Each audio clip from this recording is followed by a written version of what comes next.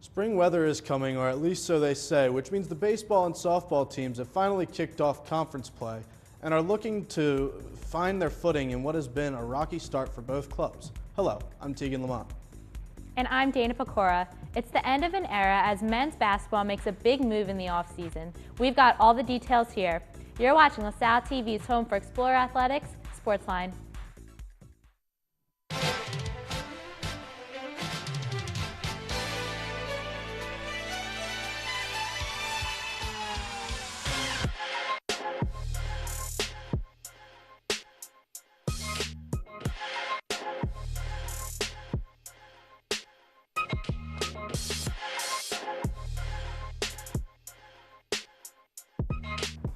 Welcome to SportsLine. LaSalle is on the hunt for a new men's basketball coach, and Steve Silvestro will lead the discussion of what is to come for the Explorers. And later, Sean Kelly will be on desk to preview baseball's weekend series against Rutgers. But first, let's take a look at our SportsLine top three.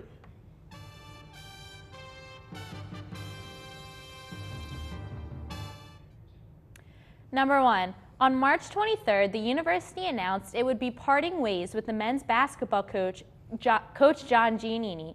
Coach G had been with the program for 14 years and amassed a record of 212 and 226 as the coach of the Explorers. His career was highlighted by a run to the Sweet 16 in 2013. He also earned his 500th career win this past season in a 75-67 victory over Fordham, back on January 17th. The athletic department is currently on the search for a new coach, but no candidates have been officially named. Steven Silvestro will have more on potential coaches later on in the show. Number 2, sticking with basketball, the season may be over, but redshirt senior B.J. Johnson is still receiving accolades for his play this past season. Johnson was most recently named to the All-District second team by the National Association for Basketball Coaches. The senior standout finished third in the A-10 in points per game with an average of 20.8 and scored over 1,000 points in his 2 years as an Explorer.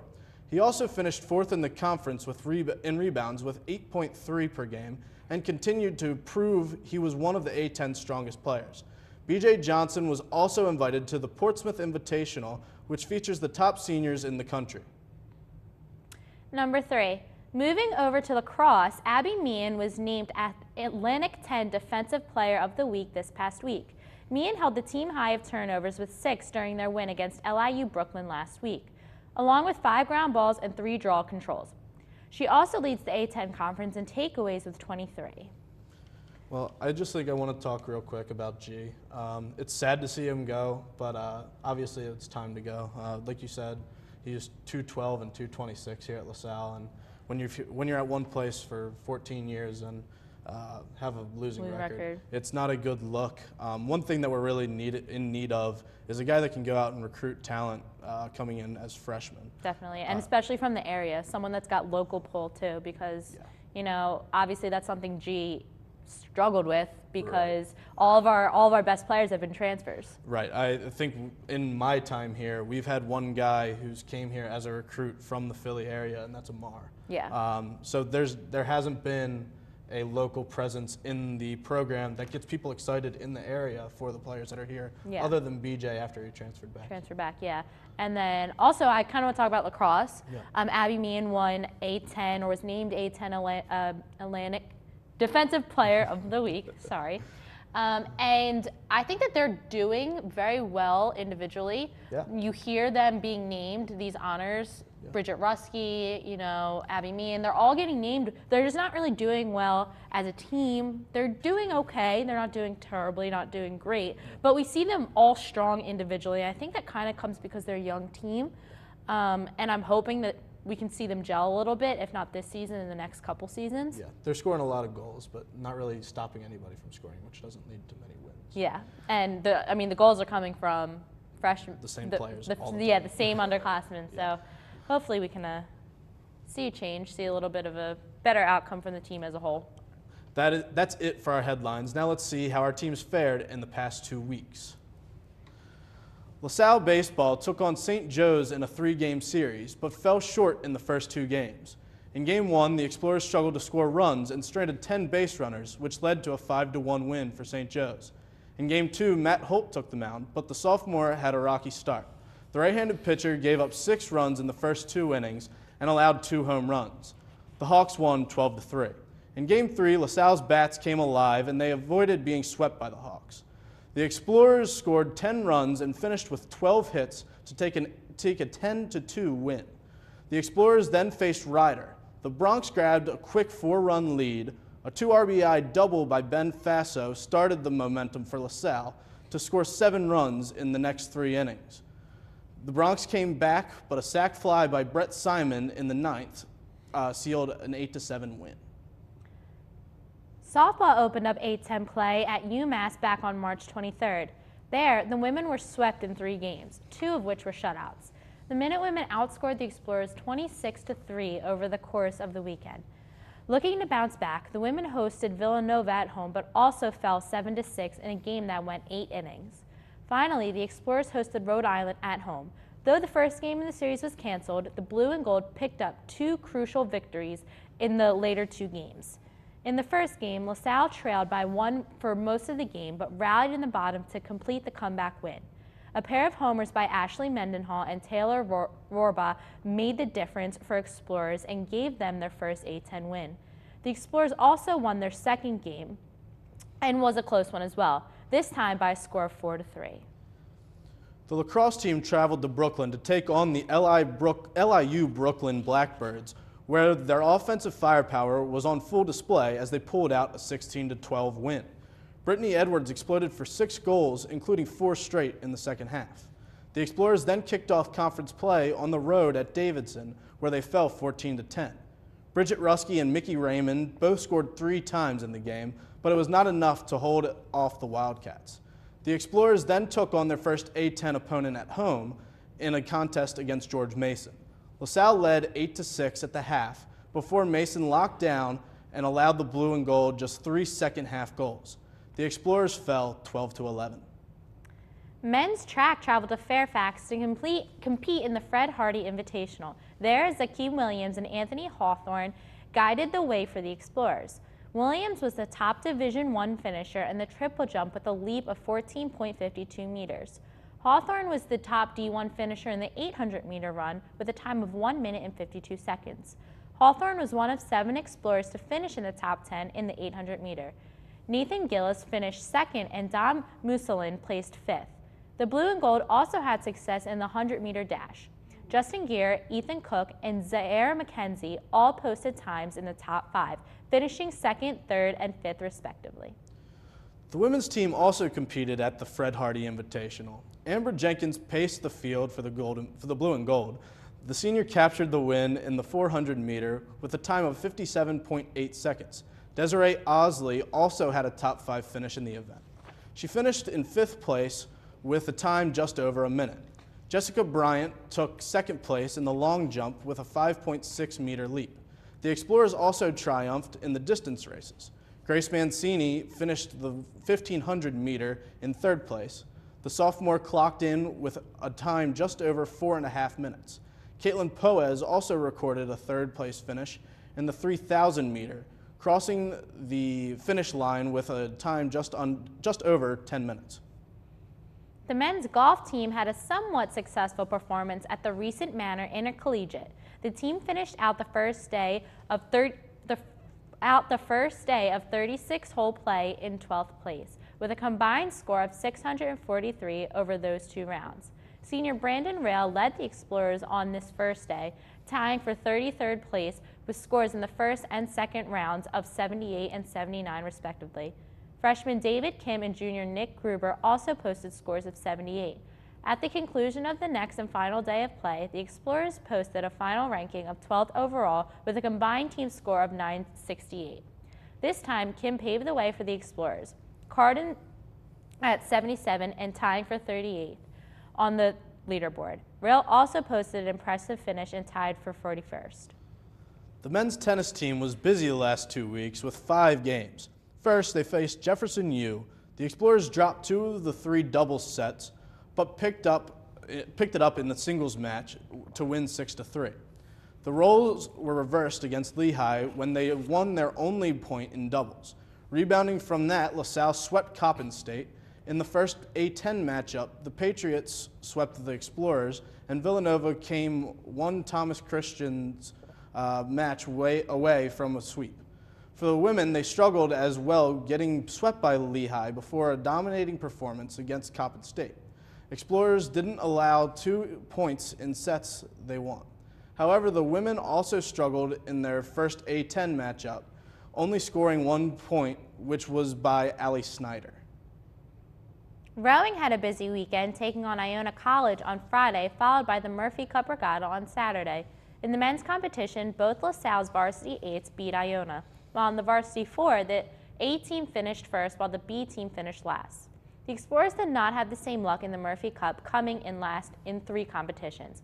However, the varsity 8B team competed in the petite final and came 5th of the 6 boats, finishing ahead of Villanova. The women performed better with victories in the varsity 8 and 4s against Iona. In the Murphy Cup Regatta, the women varsity 4 came in 3rd for their heat, defeating American and Colgate by a whole minute, but behind Temple and Duquesne. In the lightweight 4, LaSalle was led by freshman coxswain Natalie Faby and defeated Penn State by over 20 seconds. Well, that does it for this week's recap. But when we come back, Steve Silvestro will be talking men's basketball coaching prospects. Stick around. Hook to the double feature and you're on my mind. Return of the creature that crawled up from the subway line. You're always keeping me waiting, keeping me waiting for you.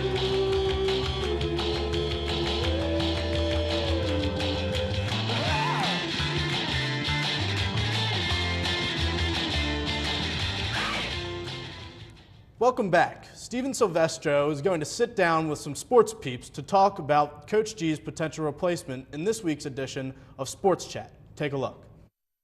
Hello and welcome to the second edition of Sports Chat here on SportsLine. I am Steven Silvestro and I have 2 wonderful panelists. I've got the collegiate editor, Selena B. Mack, and avid fan, Dave Roberts. All right.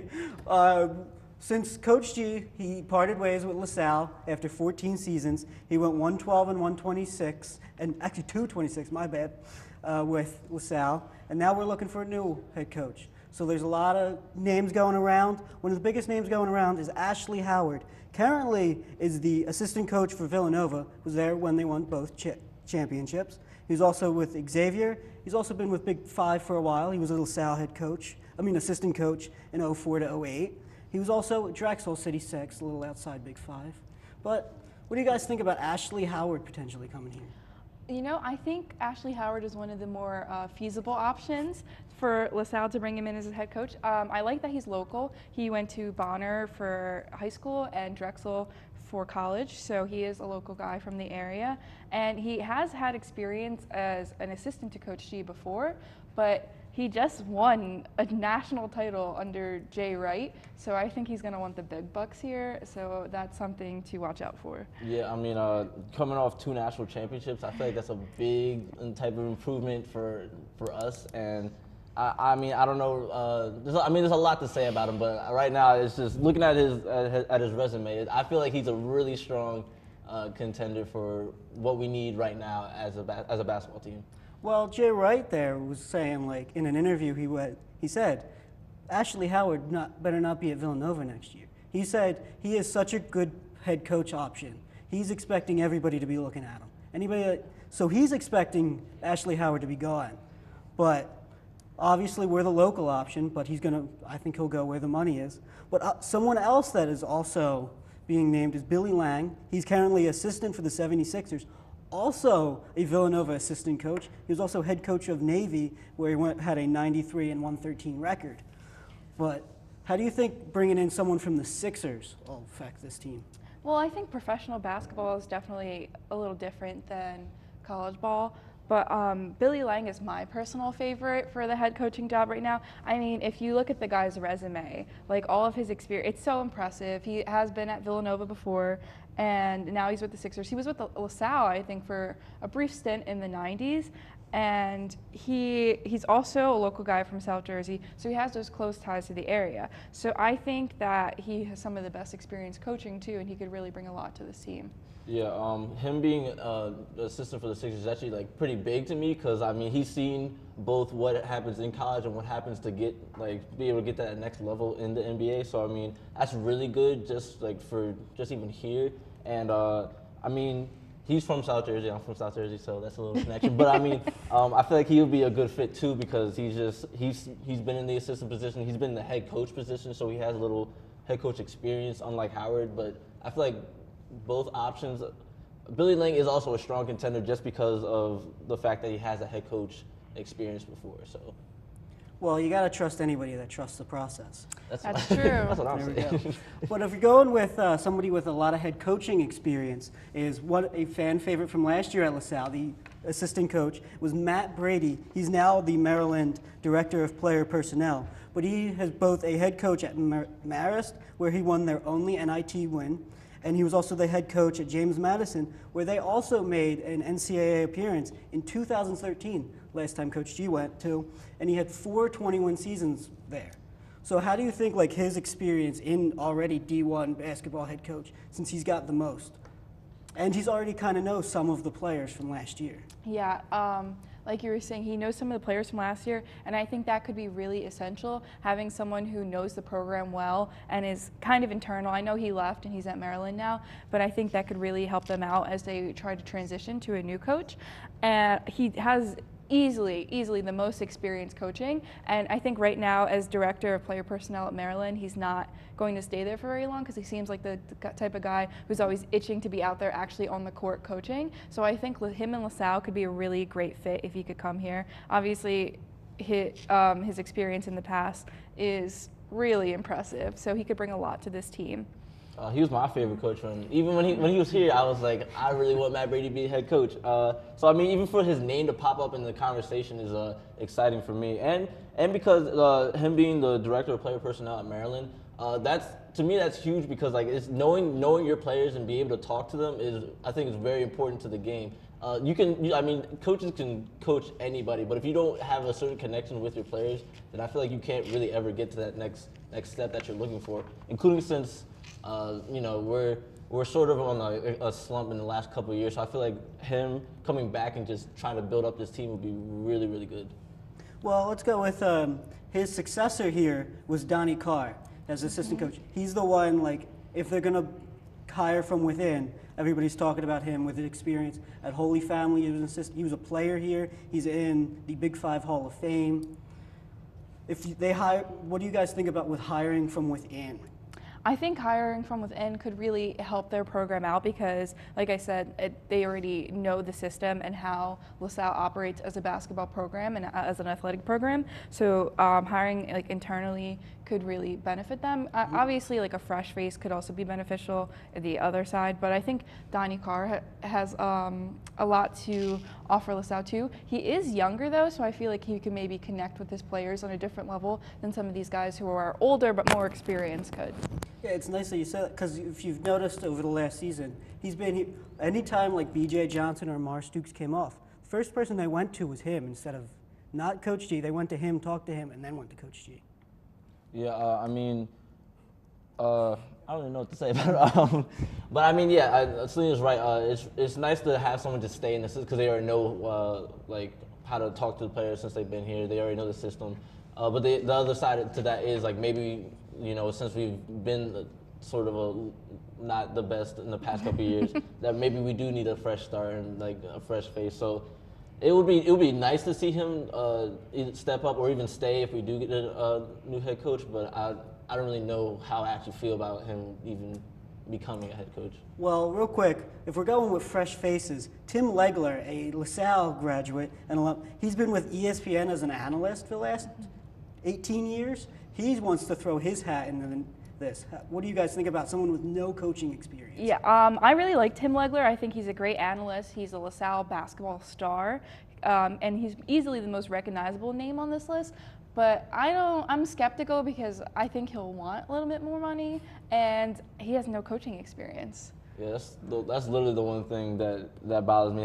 No coaching experience at all is.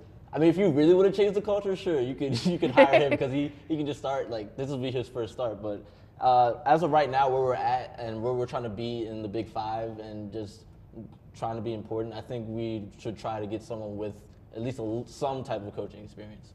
All right, one other person that I really want to throw out there real quick that throws his hat in his name.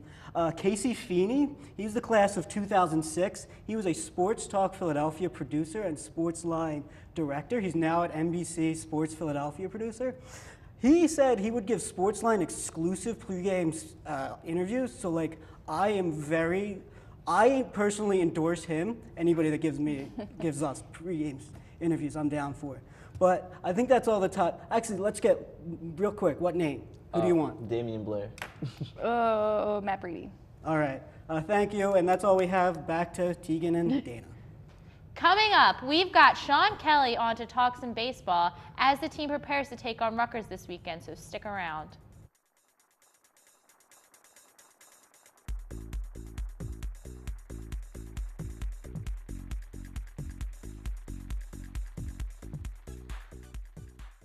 What's up? Eddie Dunn here, host of LaSalle's favorite TV game show, Q&A. I'm here to tell you to keep watching LaSalle TV. It's on 24 hours a day, every day. You know what else is on 24 hours a day, every day? Nothing. Well, maybe some things, but nothing that's as important as LaSalle TV. So keep watching, or else.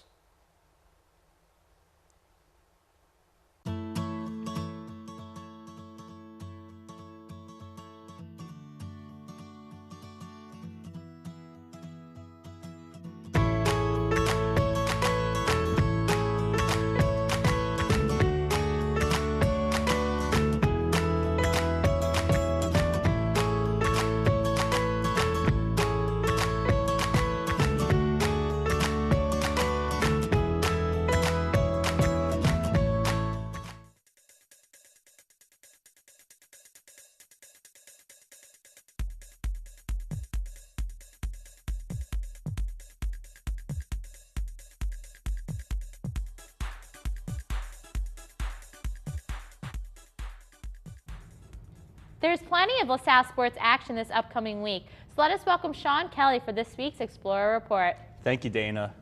For this week's Explorer Report, our LaSalle baseball team will travel up the New Jersey Turnpike for a 3-game series matchup against Rutgers this weekend. LaSalle currently holds a 7-19 record after getting their most recent win over Ryder. Rutgers is in 4th place in the Big Ten with an overall record of 15-10 after dropping their most recent game to Michigan State after the Spartans held Rutgers scoreless. The Explorers have been facing numerous tough teams over the course of the season, and they are yet to face another team ranked top 5 in the Big Ten in batting. The Scarlet Knights currently have an overall batting average of .281 compared to LaSalle's .262 average. The Explorers need to take care of business when stepping up to the plate, and that is what first baseman Ben Faso and Austin Constantini have been doing. Faso is second in the Atlantic 10 in overall batting average, swinging at a .365 batting average. Constantini at the plate registers a .352 average. Key players to look out for on the Rutgers squad include Carmen Sclafani and Luke Powerbank, who clock in at a .353 average and .337 average, respectively. So I guess one thing that I took from that is we've got 2 guys that are really tearing it up, Faso and Constantini. What can you tell us about their contributions to the team this year? Well, they've been doing outstanding so far this season, especially when stepping up to the plate. They're like the powerhouses of the team, you know. So, I mean, if they keep doing what they got to do when they face Rutgers this weekend, because they're a pretty tough team compared to like all the other teams that LaSalle's been facing this season. So if they give out hefty contributions over to the plate, I think we got a pretty good series coming up this weekend. Yeah. There's another thing that I noticed there is Rutgers record-wise isn't too terribly better than LaSalle is. It's relatively comparable. What do you think, in terms of the series, what do you think are Rutgers' strengths that we need to limit for LaSalle? Well, I think what LaSalle has been struggling with other teams that have been facing, is trying to keep up the momentum during the whole game, because sometimes LaSalle will start out strong, like with some of the teams, but then they go to sleep like towards the end of the game. So I think LaSalle needs to try to stay awake when they face Rutgers, because you never know when Rutgers comes at them. They might, LaSalle might give up like a 3-run home run from them. So we gotta. Yeah, I definitely noticed spotty play looking through the recaps and that type of stuff from their games. I can tell that the team goes through a little bit of lapses where they're not really sure who to turn to for a big hit or which pitcher can get on the mound and give them outs when they need them the most. There's a lot of 4-run swings or 5-run swings, and then LaSalle has to fight back into games, and it's hard to win baseball games like that. And also, just to point that out, that we gotta have better relievers. Like I'm saying, our relieving pitching might not be as strong as it should be. Right. So I feel like that if we keep throwing in the middle, keep getting some strikeouts, keep getting the players out, I think we can do it. Yeah, I think good. I was just kind of going to say, how much confidence do you think this would bring our team if we pulled out even one win against Rutgers? Well, I feel like I've been starting to have a little more confidence on the team because they dropped 2 wins in a row against Rider, and then they had another win against St. Joe's over the past week or so. So I feel like there's something about to appear to this team. I feel like we're getting a little bit confident with our batting and our pitching. So I feel like we might be able to do well this weekend. Pull something out. All right. Cool. So we all actually had predictions for this week. Some more positive than others, but I'm going to let Tegan go for that. I have the Explorers getting swept in the series. I haven't seen very much out of them other than Faso and Constantini. That gives me much of a reason to be excited for this week. I think Rutgers is a big school with a lot of guys that are out there to kick us in the butt a little bit. Yeah. And we know I'm usually Miss Positive and Miss, having faith in the Explorers, but I got to say that I have them being swept as well. 3 losses, 0 wins, so hope I'm wrong. I'm giving LaSalle a chance this weekend, so I'm going to say 2-1 in the series. LaSalle will take it all. I like the positivity. Well, that just about wraps it up for us this week. If you can't make it out to see the Explorer Report, be sure to tune in next week for our coverage. Keep up with this weekend's other sporting events by visiting goexplorers.com or check out this week's edition of the Collegian. Also, check us out on Facebook at facebook.com/LaSalleTV and on Twitter at SportsLineLTV. We welcome you to send us your thoughts and suggestions there. For Stephen, Selena, Dave, Sean, and our entire SportsLine team, I'm Tegan Lamont. And I'm Dana Pecora. Thanks for joining, and we'll see you at the game.